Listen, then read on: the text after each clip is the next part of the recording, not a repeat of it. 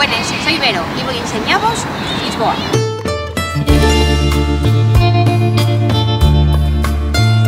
En Lisboa, lo mellor yenta mar conociendo les ruines del convento do Carmo, destruíu nel terremoto de 1755. Tiene un interesante museo arqueolóxico.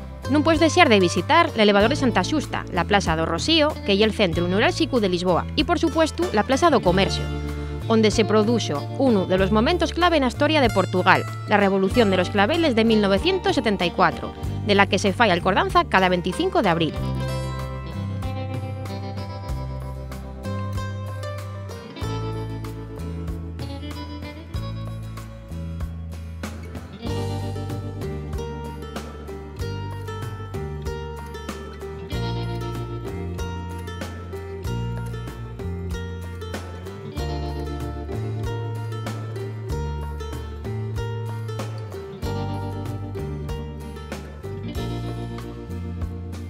Presta también perderse nes cais pindies de Alfama, o cheado nel tranvía y conocer espacios tan guapos como la histórica librería Bertrán, reconocida como la más vieja del mundo.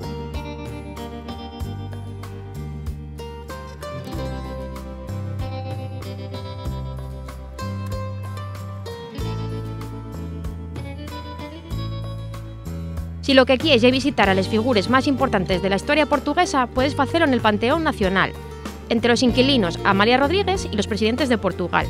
Desde la cúpula pueden verse las mejores vistas de la ciudad.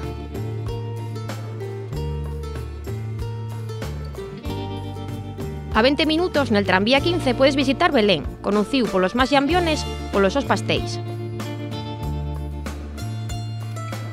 Pero este famoso barrio tiene también dos monumentos patrimonio de la humanidad: la Torre de Belén y el Monasterio de los Jerónimos, una joya del gótico manuelín.